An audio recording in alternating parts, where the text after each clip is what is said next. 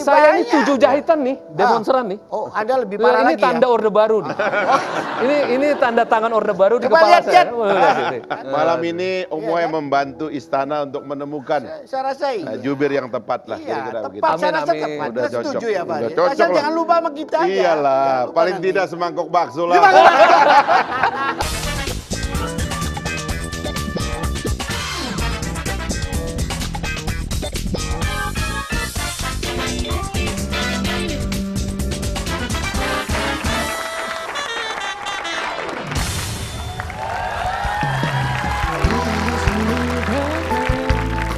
Afraid of the big wide world, shivering within her castle walls. Now and then she's tried to run, then on the night with the setting run, she went to was away all alone. They warned her, don't go there. There's strangers who are hiding in the dark. There's something come creeping. It told her, don't you worry, just follow everywhere I go. Top of the mountain or valley low. Give you everything you've been dreaming of. Just let me in. Everything you're gonna be, won't you say? Under your control, just let me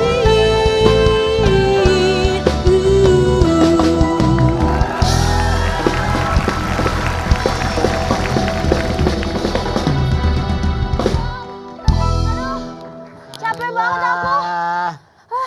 Ngapain Aduh. lagi kamu ngosat? Udah tahu jadwal syuting kemana aja? Aku telat, Om. Hah? Saya tuh aduh capek banget aku nih. Dari mana kamu? Aku tuh tadi susah banget nih nyari taksi mau ke sini, Om. Aku tuh lari-lari, rame banget, demo kan. Naik ojek, naik ojek. Ojek nggak ada Aduh, juga? Aku naik ojek pakai gini susah, Om. Ya udah tahu waktunya taping kok. Kamu mau kemana? Kamu ikut demo apa mau fashion show kamu? Aku sedang menghindari ini makanya aku telat dan aku capek banget, Om. Aku duduk boleh nggak sih? Duduk. ya. Aku nggak mungkin ikut demo, Om. Terus? Karena aku sayang nih, skincare, makeup nih mahal, Om. Aku pengen deh ketemu sama yang veteran-veteran kayak Om kayak gini, pengen Mau. tahu ngapa sih demo, kenapa Mau. gitu. Ada temen Om Wai, 2 veteran ini. Demo tahun 98 dulu. 98. Oh, udah lama ya. Undang deh, Om, kalau gitu, Om. Udah ya? Ini 2 orang. Pak Fahri Hamzah dan Fajrul Rahman.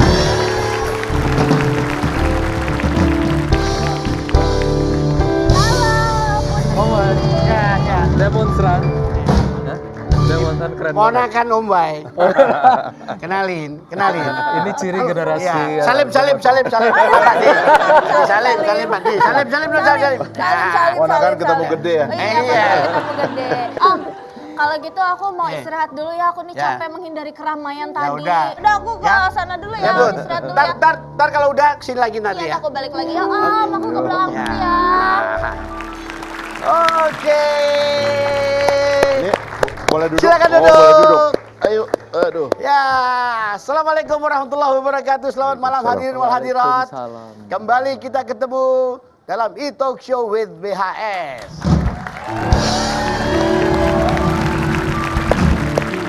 Tamu kita malam hari ini adalah lagi-lagi adalah tamu spesial Pak Fahri Hamzah dan juga Pak Fajrul Rahman.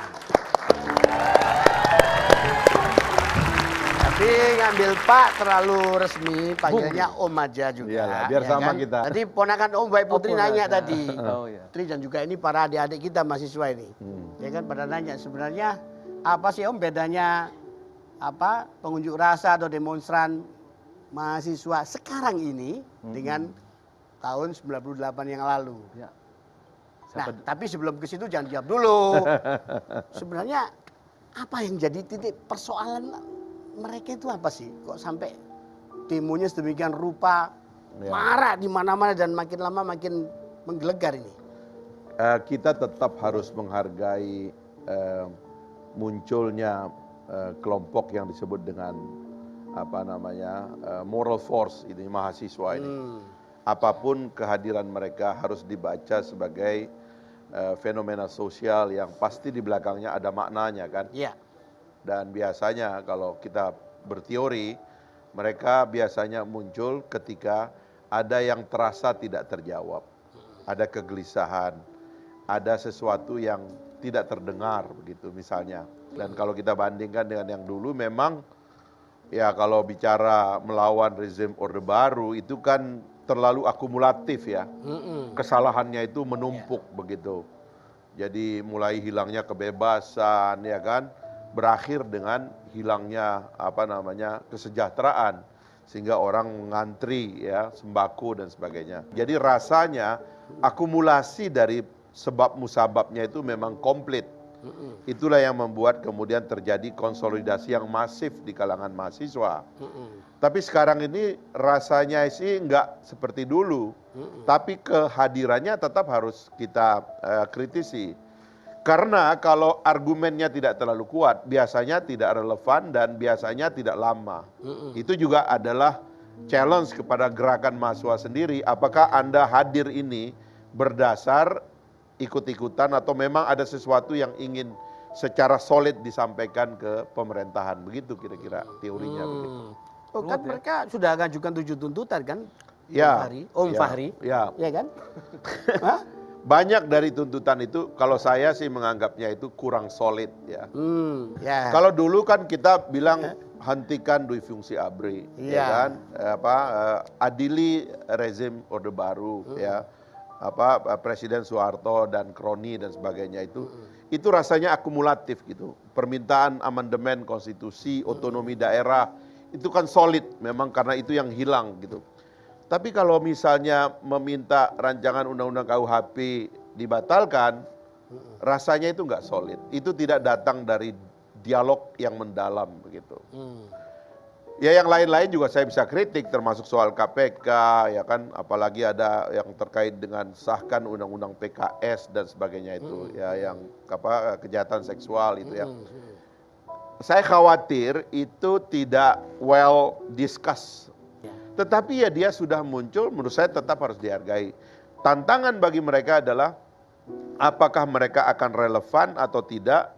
Itu tergantung kemampuan mereka berargumen bahwa itu memang substantif. Teman-teman sekalian, para mahasiswa-mahasiswi, Bung Fahri tadi itu ngomongnya agak tajam bahwa tuntutan kalian ini dianggap tidak solid.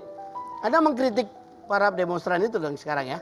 Sebagai senior tentu saya menyarankan. Gak takut Anda nanti di demo balik gitu. Saya ini lagi ngasih rumus supaya demonya agak lama. Wah, oh gitu. Nah, cuman kan dulu kan Anda demo tahun 98. Nah, sekarang kan malah di demo. Gimana rasanya itu? Saya kira itu harus disyukuri. Ya.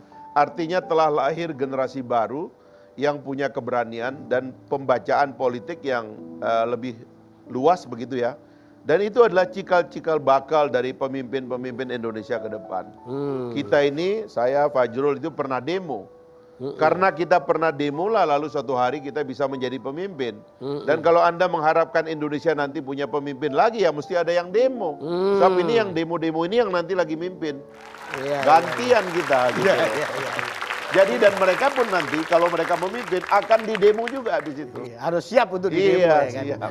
Kembali ke Bung Fajrul. Oke. Bagaimana Anda melihat bisa nggak disebut demo, fenomena demo mahasiswa yang sekarang paling ini? mewakili gerakan 98 itu kalau pakai lagu ya, lagunya Bento. Pernah dengar lagu Bento? Pokoknya itu mewakili gerakan 98. Bento itu sebenarnya merepresentasikan seseorang atau sekelompok orang yang dianggap berkuasa secara politik dan secara ekonomi. Lalu kemudian kami turun ke jalan, membongkarnya, lalu jatuhlah itu, lalu lahirlah gerakan 98 itu. Ya. Jadi kalau melihat ini Om Maya, sedikit diteorikan ya. Sebenarnya ada 2 karakter gerakan mahasiswa itu. Yang pertama itu karakternya adalah konfrontasi, melawan kekuasaan. Nah itu 98 tuh cirinya tuh. Karena ini kekuasaannya anti demokrasi, mahasiswa dan rakyat mewakili gerakan kaum yang pro demokrasi. Kemudian yang sekarang, sebagian bisa disebut sebagai karakternya itu adalah korektif, mengkoreksi. Mereka kan tidak langsung menghadapi kekuasaan, tetapi mengkoreksi misalnya undang-undang KPK, mengkoreksi KUHP, mengkoreksi ada sejumlah undang-undang. Menarik. Tapi sebenarnya menurut saya karena cara keluarnya itu asik gitu ya, seperti Putri tadi dan seperti teman-teman.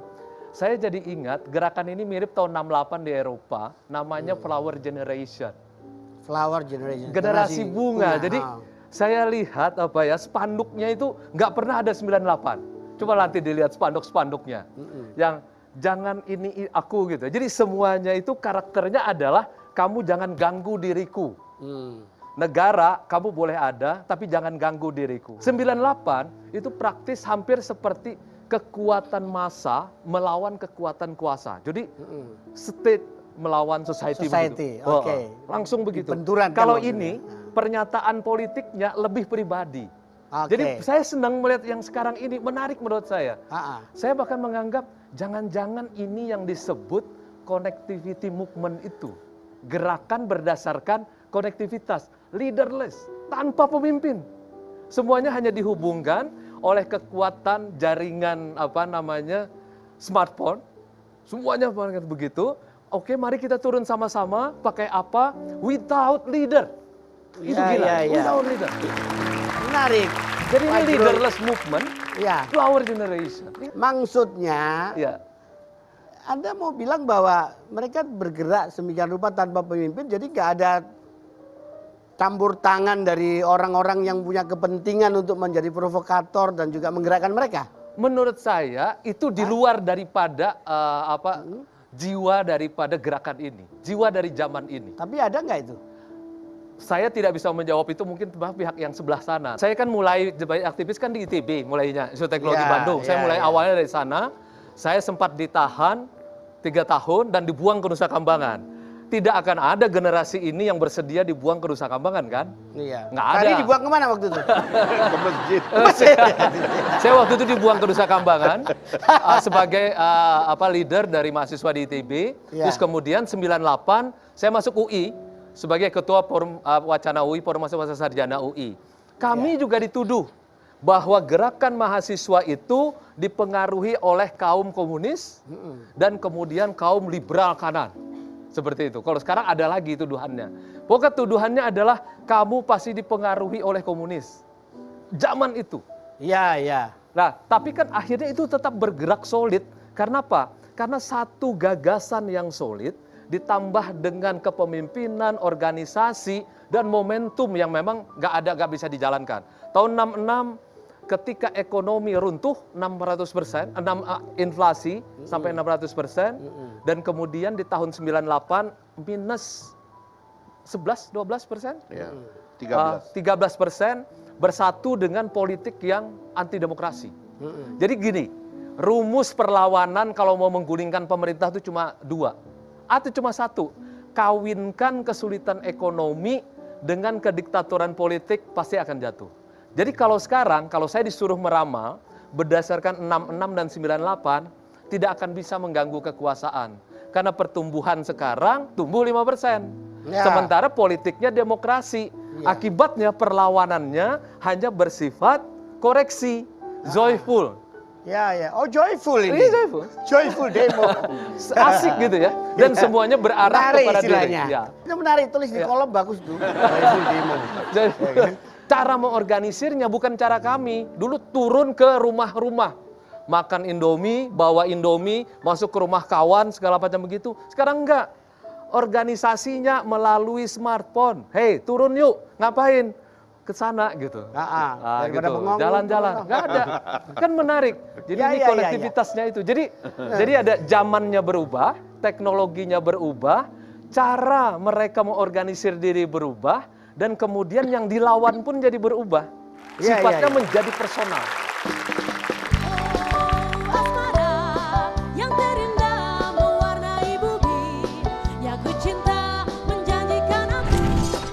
Saya ini 7 jahitan nih, demonstran nih. Oh, Anda lebih parah ini lagi tanda ya? orde baru nih. Ini tanda tangan orde baru di Coba kepala lihat, saya.